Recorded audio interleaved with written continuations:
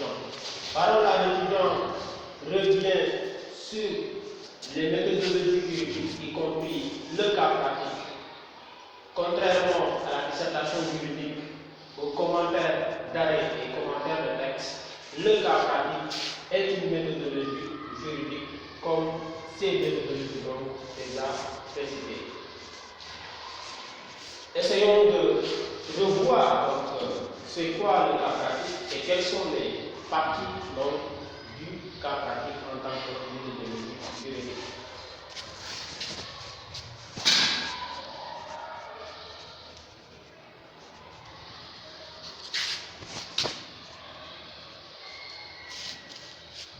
Donc, le cas pratique,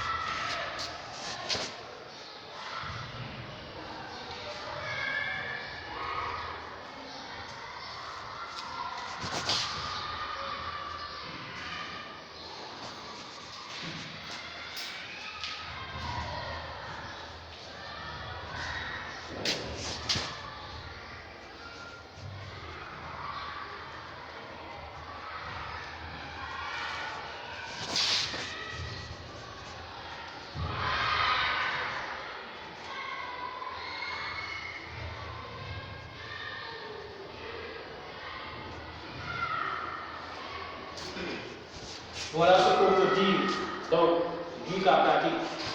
Comme nous l'avons tous compris, le cas pratique met le candidat dans la situation d'un avocat ou d'un consultant juridique à procéder une affaire présentant des difficultés juridiques. Donc ici, le candidat devant donc un exercice de cas pratique doit se mettre donc à la cour d'un avocat ou d'un consultant juridique et on lui soumet donc une affaire donc, qui présente des difficultés juridiques.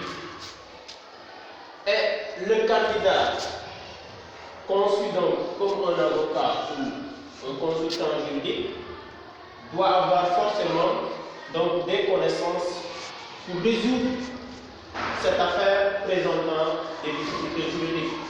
Mais comment il doit résoudre donc cette situation juridique? Il doit donc résoudre cette situation en utilisant un raisonnement spécifique, en utilisant la méthodologie du cas donc pratique, pas la méthodologie de la dissertation, parce que la dissertation est un exercice théorique.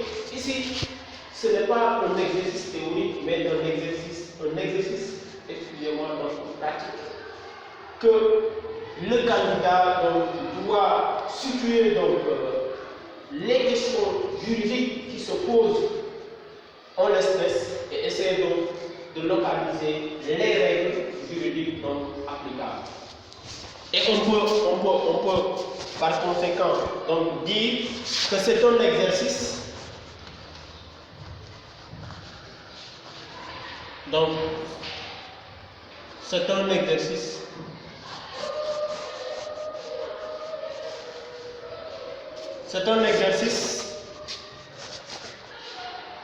qui permet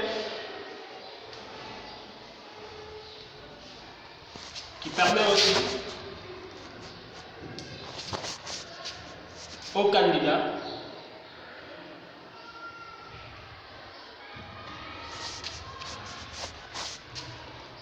de de montrer à son correcteur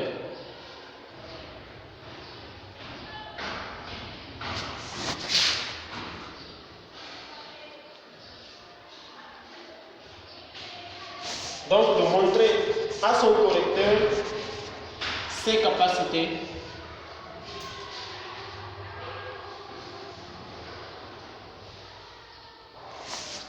de raisonnement.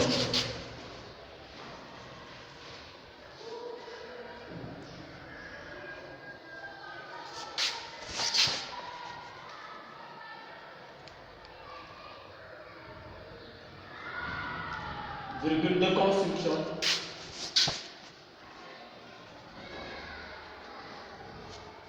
Et de réflexion.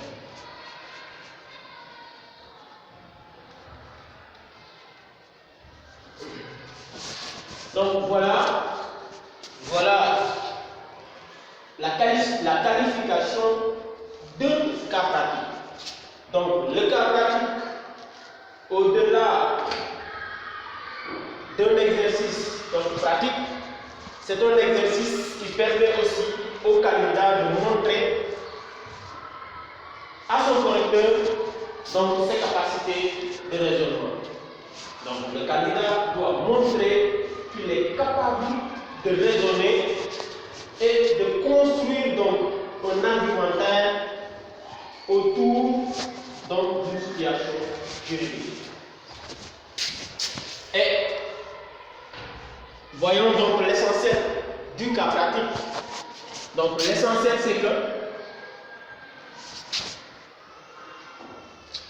est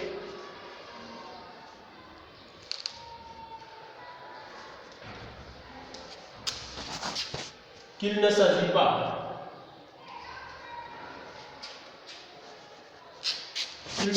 pas forcément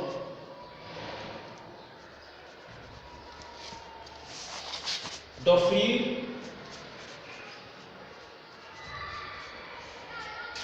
au correcteur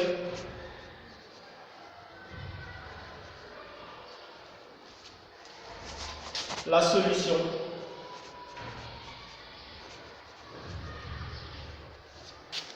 la plus probable.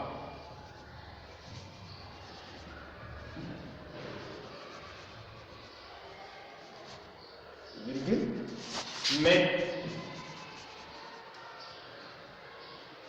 d'évoquer et de traiter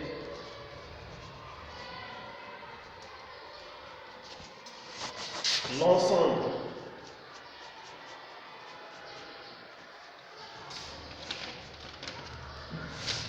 des solutions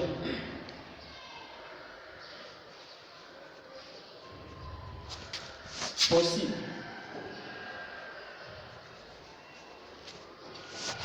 avant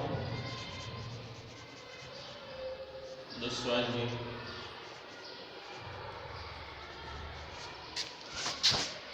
en conclusion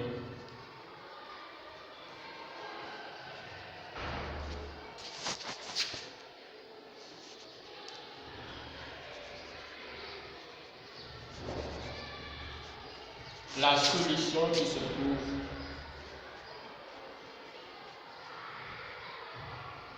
être la plus pertinente.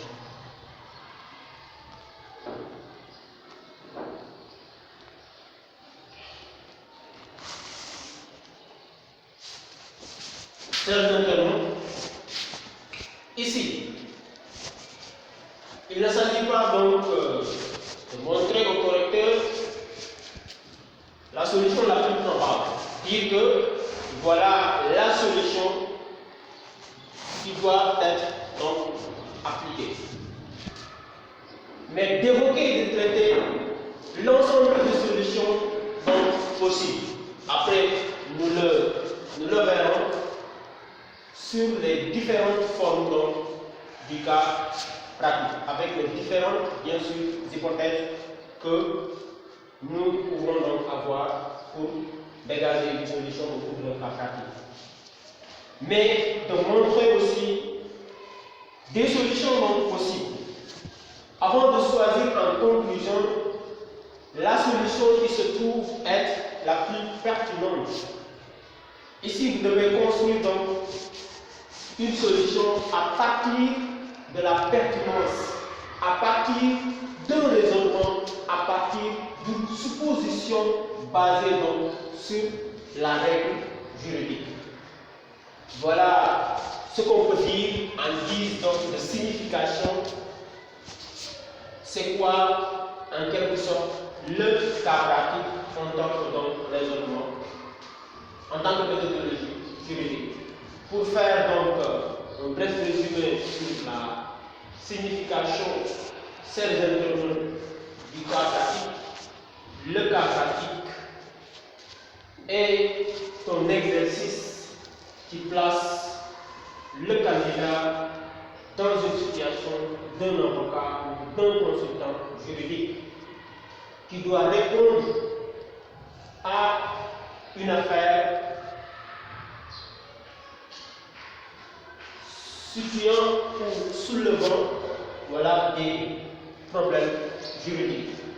Ensuite, c'est un exercice qui permet aussi au candidat de montrer donc ses capacités de raisonnement, de construction et de réflexion pour enfin donc terminer sur l'objectif qui est d'évoquer et de traiter donc l'ensemble des solutions possibles avant de choisir en conclusion donc la solution qui se trouve être la plus pertinente. Nous allons voir les différents types de cas pratiques.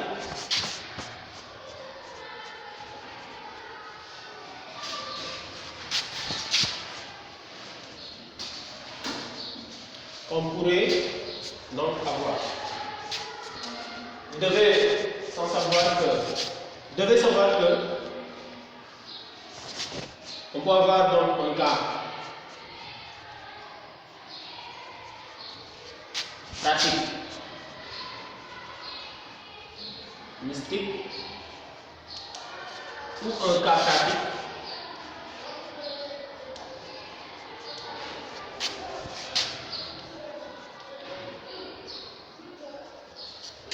ouvert. Donc, pour le cas pratique mystique, ici, il appartient au candidat de ressortir les différentes questions juridiques posées en l'espèce. Parce que vous vous retrouverez donc avec un cas qui n'a pas donc de questions de droit, et il appartiendra au candidat de ressortir les différentes questions juridiques donc, qui pourraient être posées dans le cas. Concernant la deuxième situation, qui est le cas pratique ouvert, donc le cas pratique ouvert, c'est tout le contraire donc, du cas pratique mystique. Donc pour le cas pratique ouvert, vous vous retrouverez donc avec un cas qui a donc des questions juridiques. Les questions sont donc posées ouvertement et il n'y en aurait pas donc de difficulté pour ressortir donc les questions juridiques. Et il suffit donc juste de reproduire donc ces questions pour en faire donc les questions de droit. Voilà les différentes donc, formes de cas pratiques. Notez bien, on peut avoir un cas mystique, c'est lorsqu'on vous donne donc un cas et on ne vous pose pas ouvertement donc, les questions. Et à ce niveau-là, il vous appartiendra donc de ressortir les questions juridiques. Deuxièmement, il pourrait y avoir donc que vous tombez sur un cas ouvert et à cet effet, il n'y aura pas de difficulté pour ressortir donc les questions juridiques. Alors, essayons de voir donc les différentes parties.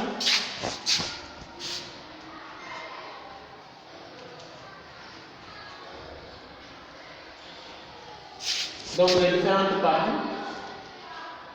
du cas pratique. Quelles sont les différentes parties donc, du cas pratique? Vous devez résumer les faits.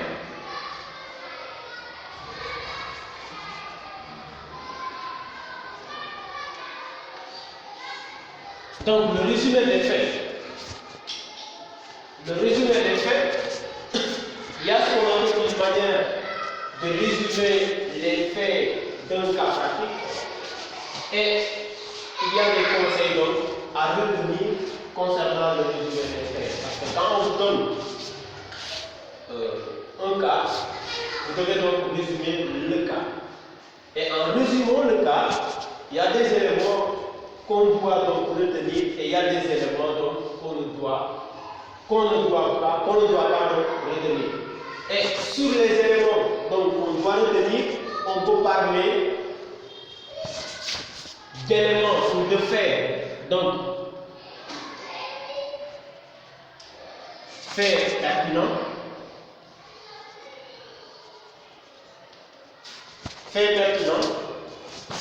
faits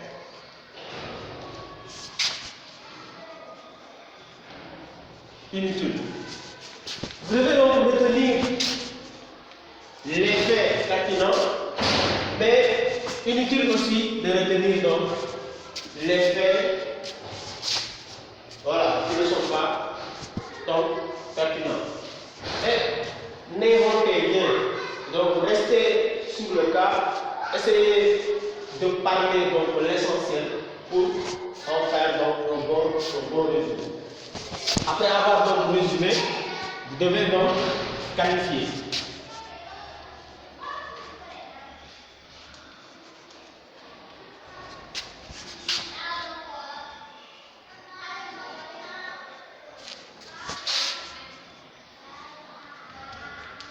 Donc, la qualification juridique des faits. La qualification juridique est une opération intellectuelle qui consiste donc de passer d'un fait au droit. On va donc situer les faits, donc qualifier chaque fait en termes juridiques. Vous devez donc qualifier les faits en termes juridiques. Donc placer les faits en espèce dans une situation juridique, dans un contexte juridique. Troisièmement, le tout.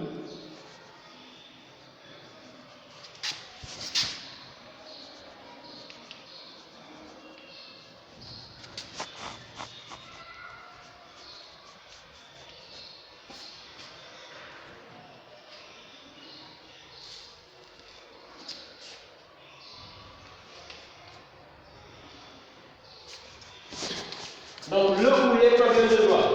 Ici, il faut donc dégager ou formuler un ou plusieurs questions, tout en donc, se référant sur le cas pratique mystique ou le cas pratique donc ouvert. S'il s'agit donc d'un cas pratique mystique, c'est à vous d'aller chercher donc le ou les problèmes de droit. Il s'agit donc d'un cas pratique ouvert, donc les questions ou la question de droit donc sera ou seront donc posées ouvertement dans le cas. Ensuite, le ou les principes.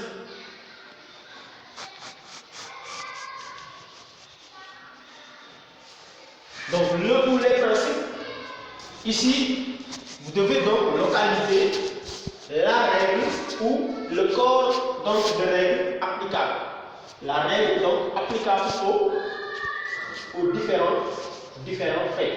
Donc, après avoir résumé donc, les faits, donc qualifier les faits, ensuite dégager le problème de droit, vous devez donc localiser la question juridique donc applicable à travers donc ces faits. Et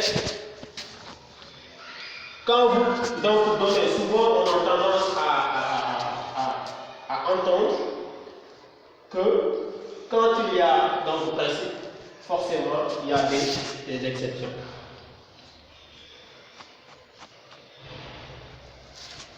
Quand il y a principe, forcément il y a des exceptions. Donc lorsque vous vous retrouverez avec un cas et vous avez donc ressorti les principes, vous devez voir s'il y en aurait donc des exceptions ou pas. Donc s'il y a des exceptions, vous pouvez donc ressortir les exceptions. S'il n'y en a pas, donc inutile de poser donc les exceptions. Et vous devez donc rechercher donc les exceptions à travers donc la loi, à travers la jurisprudence, etc. Voilà donc ce qu'on peut retenir pour cette partie.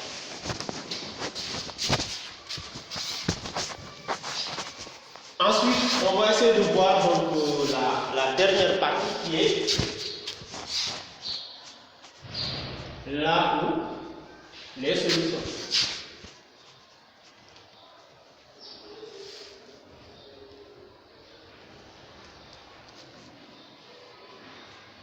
Donc là où les solutions. Donc là où les solutions, c'est la conclusion. C'est la conclusion. Vous devez répondre par